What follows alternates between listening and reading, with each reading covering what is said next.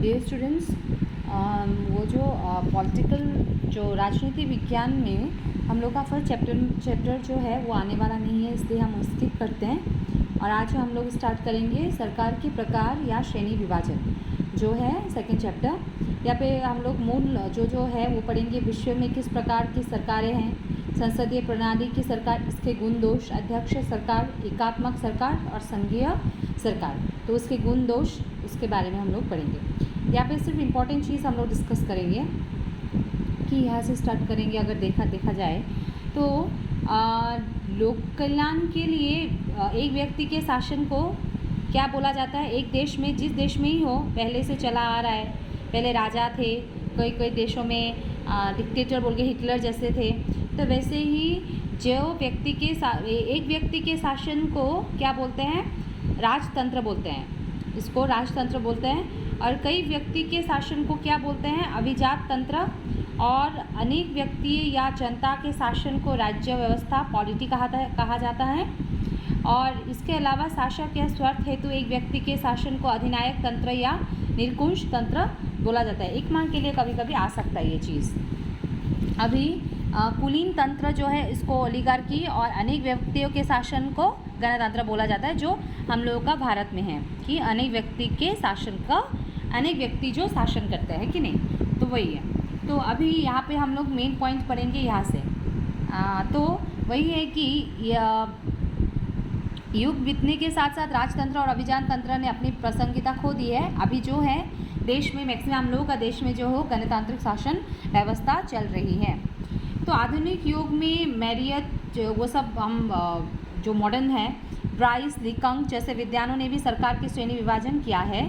तो श्रेणी के वेरी इंपॉर्टेंट पॉइंट यहाँ पे अधिनायक तंत्र, तो कभी कभी दो श्रेणी में विभाजित किया है। आधुनिक युग में सरकार को ये दो भाग में डिवाइड किया गया है। वेरी इंपॉर्टेंट, ये आ सकता है कभी कभी 2 मार्क के लिए, तो इम्पॉर्टेंट है, ये अंडरलाइन करो।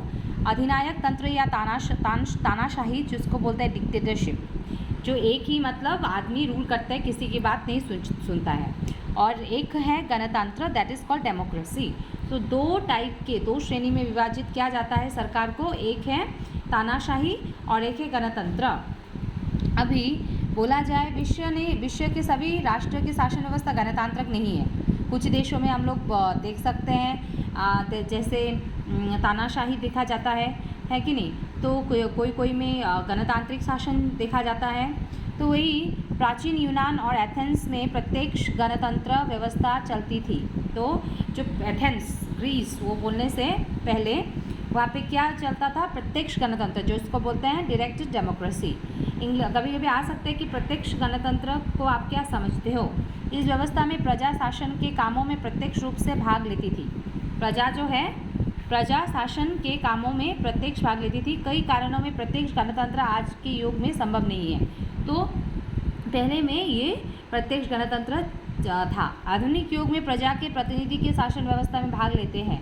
इस व्यवस्था को क्या बोलते हैं, इनडायरेक्ट डेमोक्रेसी, जो हम लोग का भारत में होता है। अब प्रत्यक्ष गणतंत्र, जहां लोग डायरेक्टली पार्टिसिपेट नहीं करते पर वोट देके किसी को इलेक्ट करते हैं और ऐसे होते हैं। लिकंग आधुनिक गणतंत्र के सीमित राजतंत्र और गणतंत्र 2 भागों में विभक्त किया है।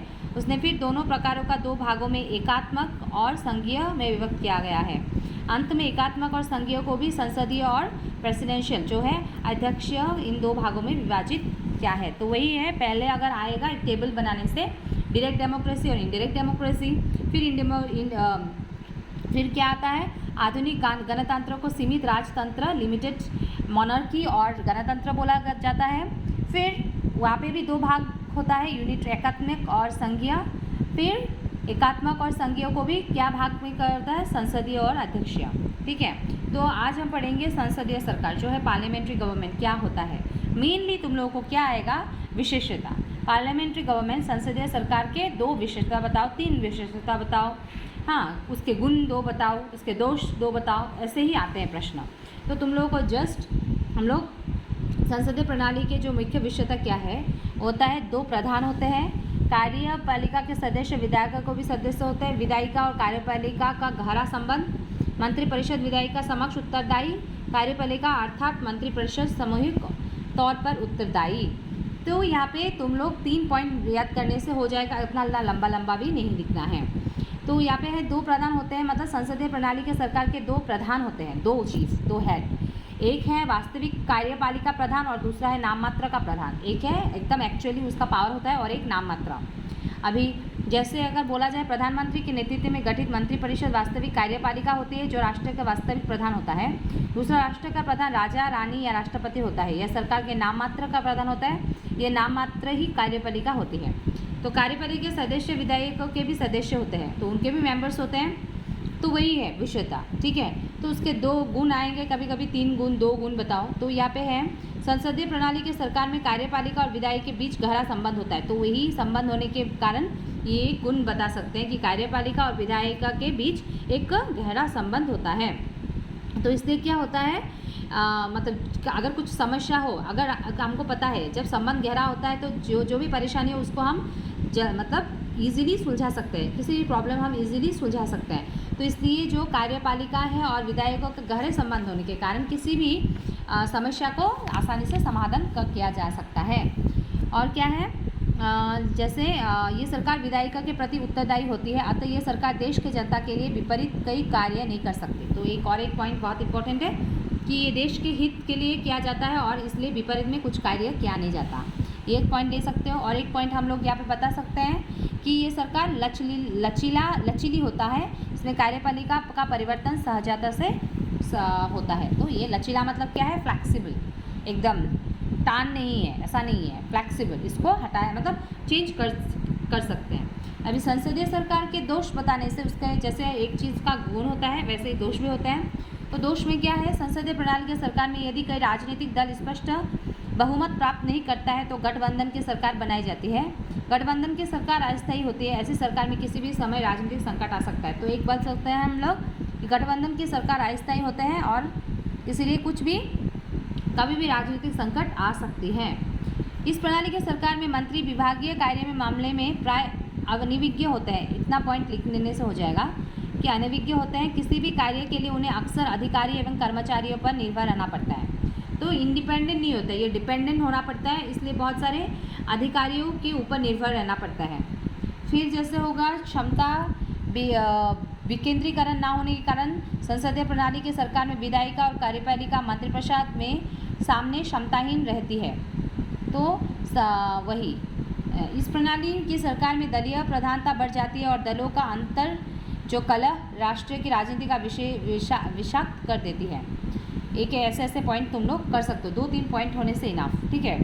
अभी हो गया अध्यक्ष सरकार, जैसे संसदीय सरकार के गुण दोष विषयता बताएं हम लोग। अभी अध्यक्ष सरकार का क्या है वो हम लोग पढ़ेंगे। अभी वही कहते हैं कि यहाँ पे राष्ट्र जो है प्रेसिडेंशियल मतलब क्या है, प्रेसिडेंट है कि नहीं। तो यहाँ पे वही है कि राष्ट्र का प्रधान राष्ट्रपति होता है और यही कार्यपालिका का भी प्रधान होता है। तो प्रेसिडेंशियल फॉर्म ऑफ गवर्नमेंट में क्या होता है कि राष्ट्र का प्रधान जो है कौन होता है, राष्ट्रपति होता है और वही कार्यपालिका का भी प्रधान होता है। अभी विषयता वही है, राष्ट्र प्रधान और सरकार प्रधान में कई अंतर नहीं। अध्यक्ष सरकार में राष्ट्र प्रधान और सरकार प्रधान में कई अंतर नहीं होता है, क्योंकि राष्ट्रपति में राष्ट्र ही प्रधान होता है और वही सरकार की कार्यपालिका के भी प्रधान होता है। बस इतना लिखने से हो जाएगा। क्षमता का विकेंद्रीकरण नहीं, अध्यक्ष सरकार में कार्यपालिका विधायिका के समक्ष उत्तरदायी नहीं होता है। कार्यपालिका और विधायिका की पूर्ण स्वतंत्रता रहती है। तो क्या होता है, दे आर इंडिपेंडेंट, उनका कोई डिपेंडेंट होना नहीं पड़ता है, किसी के ऊपर निर्भर नहीं होना पड़ता है। कार्यपालिका और विधायिका पूर्ण स्वतंत्र रहती है। तो वही 2 पॉइंट। और अध्यक्ष की कार्यकाल निश्चित, अध्यक्ष सरकार में राष्ट्र का अध्यक्ष या राष्ट्रपति एक निर्धारित कार्यकाल के लिए निर्वाचित किया जाता है। तो इसलिए यहाँ पे कुछ चेंजेस आने का मतलब कोई बदलाव आने का कोई मतलब पॉसिबिलिटी नहीं रहता कि यहाँ पे कार्यकाल जो है कितने काल तक रहेंगे वो निर्वाचित किए जाते हैं और वो निर्दिष्ट है। ऐसे ही अध्यक्ष सरकार के गुण भी हम लोग बता सकते हैं। अध्यक्ष सरकार स्थायी सरकार होती है। तो वही वन इम्पॉर्टेंट जैसे है कि अभी पार्लियामेंट्री फॉर्म देखो, पार्लियामेंट्री फॉर्म में क्या है, पार्लियामेंट्री फॉर्म स्थायी नहीं है, अस्थायी है संसदीय सरकार जो। बट अध्यक्ष सरकार क्या है, ये टेम्परेरी नहीं है, ये स्थायी है, परमानेंट है सरकार होती है, स्थायी सरकार। क्योंकि इस प्रणाली के सरकार में अध्यक्ष राष्ट्रपति एक निर्धारित समय के लिए निर्वाचित किया जाता है और उसको अंदर में ही उसको पद से कभी भी हटाया नहीं जा सकता, ठीक है। जैसे अभी संसदीय सरकार में क्या होता है, उसके वो अस्थायी होता है, इसलिए जब भी उसको चाहे वो हटाया जा सकता है। पर अध्यक्ष सरकार में एक ही गुण है कि वो स्थायी होता है सरकार, क्योंकि एक पर्टिकुलर पीरियड में, मतलब जो राष्ट्रपति है वो एक निर्धारित समय को उसको निर्वाचित किया जाता है और उसी समय तक मतलब कोई भी उसको हटाया मतलब नहीं जा सकता, ठीक है। शक्ति के विकेंद्रीकरण के कारण सरकार के तीनों भाग स्वतंत्र रूप में कार्य करते हैं। तो और एक क्या चीज़ है कि शक्ति का जो विकेंद्रीकरण नहीं के कारण सभी मतलब इंडिपेंडेंट होते हैं, स्वतंत्र रूप से अपना कार्य कर सकते हैं। तो ये 2 पॉइंट तुम लोग बेनिफिट मतलब पॉजिटिव है, पॉजिटिव जो है पॉजिटिव पॉइंट है ये, ठीक है। अध्यक्ष सरकार राजनीतिक दलों का प्रभाव से मुक्ति रहती है। तो फिर अध्यक्ष सरकार जो है प्रेसिडेंशियल फॉर्म ऑफ गवर्नमेंट, वो जितना भी राजनीतिक दलों से मुक्त रहते हैं, उनका कोई विचारधारा उसमें प्रभाव नहीं पड़ता है, वो इंडिपेंडेंट है। अभी दोष अगर बोलने से दोष भी बहुत सारे हैं। अध्यक्ष सरकार का अध्यक्ष राष्ट्रपति पर विधायिका का कोई नियंत्रण नहीं रहता, अतः सरकार के निरंकुश होने का आशंका बनी रहती है। तो क्योंकि नियंत्रण इस विधायिका का कोई नियंत्रण नहीं होने के कारण सरकार के निरंकुश होने का आशंका बनी रहती है। फिर अगर हम बोले कि क्षमता के विकेंद्रीकरण की व्यवस्था हेतु सरकार के विधायिका और कार्यपालिका का मध्य आपसी सहयोग नहीं रहता। जैसे हम बोला जाए, जैसे अभी संसदीय सरकार में क्या होता है, जो विधायिका है और जैसे कार्यपालिका, उनके संबंध बहुत एक मतलब स्ट्रॉन्ग रिलेशनशिप है कि नहीं, पर यहाँ पे संबंध मजबूत ना होने के कारण सहयोग नहीं रहता, ठीक है। तो ये 2 पॉइंट जो है दोष अगर बोले जाए। फिर अध्यक्ष सरकार में जो है कार्यपालिका और विधायिका सदस्य जो है अलग अलग राजनीतिक दलों के होने के कारण सरकार पर राजनीतिक संकट आने का भी बहुत सारी संभावना आ सकते हैं, क्योंकि कार्यपालिका और विधायिका जो है ये दोनों दूसरे राजनीतिक दलों से आने के कारण बहुत सारे राजनीतिक संकट का मतलब राजनीतिक संकट आ जाने का भी संभावना होते हैं। अभी अगर हम बोले एकात्मक सरकार और जो यूनिटरी फॉर्म ऑफ गवर्नमेंट है और फेडरल फॉर्म ऑफ गवर्नमेंट है। देखो, एकात्मक सरकार वो सरकार होती है, आएगा कभी कभी एक मार के लिए, कि जिसमें शासन की समस्त शक्ति एक केंद्रीय सरकार के पास होती है। तो एकात्मक सरकार का मतलब क्या है, जहाँ समस्त जो शक्ति है, जो शासन करने का समस्त शक्ति है, उसको एक केंद्रीय सरकार के पास होती है। इस सरकार में पूरे देश की शासन व्यवस्था केंद्र में ही चलाई जाती है। तो कभी कभी आ सकता है कि उदाहरण दीजिए कौन कौन से देश है जो यूनिटरी फॉर्म ऑफ गवर्नमेंट जो एकात्मक सरकार है। तो तुम लोग लिख सकते हो Britain, France, Japan, Italy, Netherland आदि देश में ये प्रकार का सरकार है। जो वह सरकार है जो जहाँ शासन पूरे जो कंट्रोल है पूरा, जो जिसमें शासन का जो समस्त मतलब शक्ति, शासन का जो समस्त शक्ति एक मतलब केंद्र में ही सरकार के पास होती है, एक केंद्र सरकार के पास होती है। तो कभी कभी आ सकता है कि 2 उदाहरण दीजिए जो एकात्मक सरकार है, 2 देश का नाम बताओ। तो आप लोग लिख सकते हैं ब्रिटेन, फ्रांस, जापान, इटली। तो यहाँ पे विषयता वही है कि शक्तिशाली केंद्रीय सरकार। इस प्रणाली के सरकार में शासन की सारी शक्तियाँ संविधान द्वारा केंद्र को दी जाती है और यह सरकार एक शक्तिशाली केंद्रीय सरकार होती है। तो तुम लोग एक पॉइंट ऐसे लगते सकते हो कि सरकारी केंद्रीय सरकार। फिर लिखित अथवा अलिखित संविधान। जो संविधान जो है, कॉन्स्टिट्यूशन जो बोलते हैं अंग्रेजी में, वो संविधान लिखित भी हो सकती है, अलिखित भी हो सकती है। फिर दुर्बल न्यायपालिका। तो और एक विषयता मतलब यहाँ पे विषयता अगर गुण याद कर लो तो तुम लोग विषयता भी वहाँ से याद कर सकते हो, एक्स्ट्रा से विषयता को याद नहीं करना पड़ेगा। दुर्बल न्यायपालिका वही है कि एकात्मक सरकार में विधायिका की प्रधानता देखी जाती है।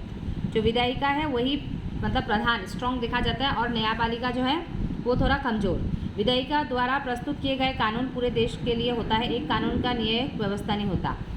तो जो भी हो, और ये कर सकते। इकहारी नागरिकता मतलब क्या है, प्रमुख विषयता है अमेरिका जैसी, इसमें दोहरी नागरिकता नहीं होती। एक सिंगल सिटीजनशिप जो हम लोग का भारत में भी है, सिर्फ एक सिटीजनशिप मिलता है। जैसे एक वोट एक जन एक ही, मतलब 2 हम लोग भारत में भी रहे दूसरी जगह में भी रहे, दोनों जगह का सिटीजनशिप हो नहीं सकता।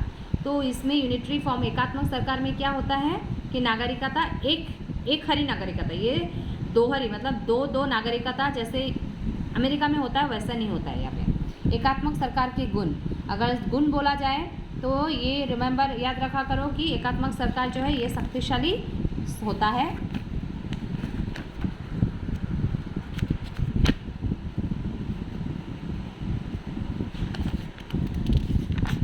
फिर और एक हम कर सकते हैं कि ये पर प्रशासनिक व्यय कम होता है, देश के विकास कार्य पर अधिक धन खर्च किए जा सकते हैं। तो और एक होता है कि यहाँ पे व्यय जो है लॉ मतलब है वो कम होता है, इसलिए खर्चा कम होता है, इसलिए जो भी मतलब धन है वो डेवलपमेंट के लिए हम लोग मतलब खर्च किए जा सकते हैं। ठीक है, तो देश के विकास के लिए मतलब कार्य के लिए खर्च जो धन है वो खर्च कर जा सकता है।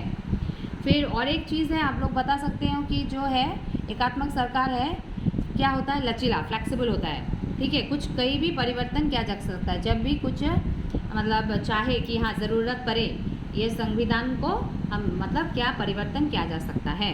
अभी अगर बता जाए एकात्मक सरकार के दोष, तो एक है कि एक अगर राष्ट्र बहुत बड़ा है, विशाल है, तो इसमें ये एकात्मक सरकार को उपयोग नहीं किया जा सकता। ठीक है, तो एक पॉइंट है दोष जो है कि एकात्मक जो सरकार है वो विशाल राष्ट्र में उपयोग किया नहीं जा सकता। और एक है कि एकात्मक सरकार में राष्ट्र की जनता को शासन कार्य में भाग लेने का अवसर नहीं मिलता। जैसे हम लोग का भारत में जनता को शासन करने के लिए मतलब अवसर मिलता है, पर वहाँ पे नहीं मिलता।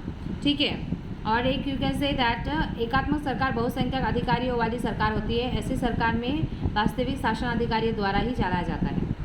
तो ये है हो गया हम लोग एकात्मक सरकार। और एक हो गया संघीय सरकार। अगर संघीय सरकार में हो गया, संघीय सरकार एकात्मक सरकार के ठीक विपरीत है। इस प्रणाली को सरकार में एक केंद्रीय सरकार के साथ साथ कई राज्य सरकार होती है। जैसे अगर हम बोला जाए कि एकात्मक सरकार में क्या होता है,